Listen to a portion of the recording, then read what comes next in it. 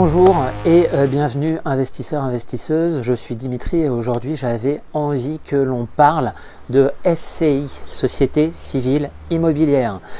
En tant qu'investisseur ou futur investisseur ou investisseuse, vous avez sûrement entendu parler de ces sociétés, ce type de société qui de temps en temps est à la mode et de temps en temps n'est pas à la mode.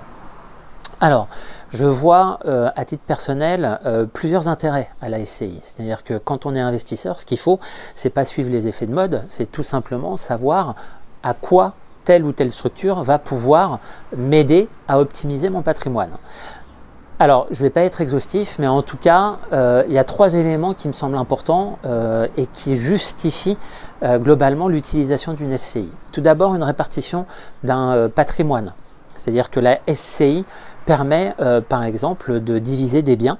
J'achète une maison en SCI, je l'achète avec mon frère, je l'achète avec ma sœur, et bien j'ai mis 50 000 €, les autres ont mis 25 000, et bien moi je vais avoir 45% du patrimoine de la SCI, en tout cas des parts de la SCI, et mes frères et sœurs un peu moins.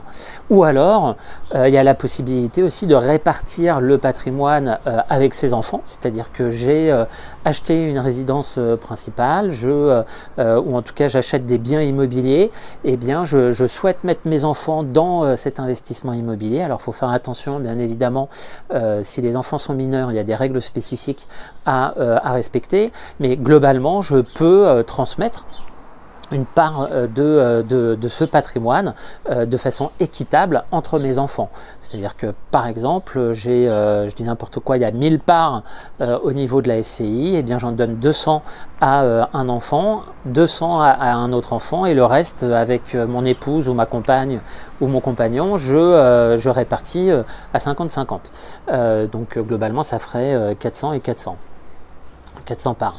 Donc là, il y a un intérêt sur faciliter la répartition du patrimoine et au moins c'est clair. Alors pour la répartition du patrimoine, il y a aussi l'indivision, mais c'est un petit peu plus compliqué peut-être puisque globalement c'est plus individuel. On répartit, on a 50% par exemple d'un bien, mais on a aussi les dettes qui correspondent. Donc là, c'est encore une fois, c'est chacun voit en fonction de ses objectifs. Mais en tout cas, la SCI peut s'expliquer et peut se justifier par une répartition d'un patrimoine de façon équitable et facilitée. Deuxième élément, c'est tout simplement l'optimisation fiscale.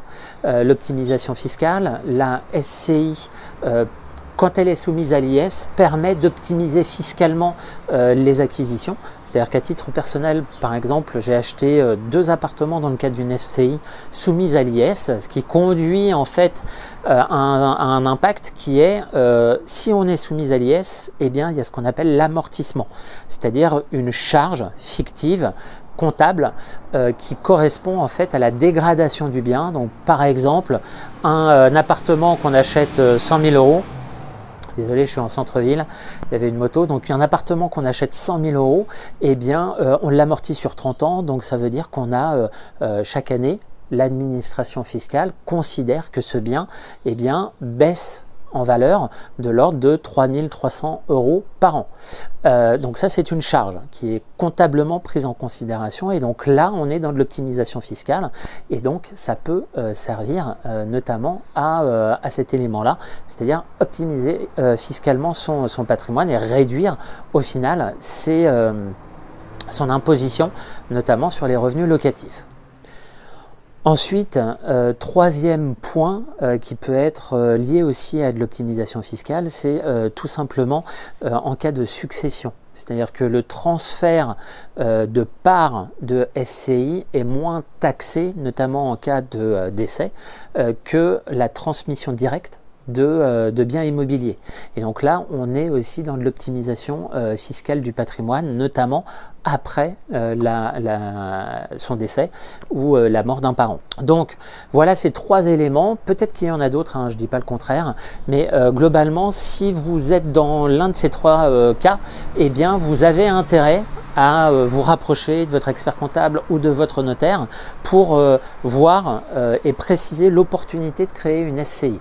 Sachant qu'il ne faut pas oublier que la SCI, c'est une société civile immobilière et que globalement, les actionnaires, les personnes qui ont des parts dans la société sont solidairement responsables des dettes à hauteur de leur apport, mais quand même solidairement responsables des dettes. Donc, faut bien structurer et faut bien échanger avec les experts quand on souhaite créer une SCI.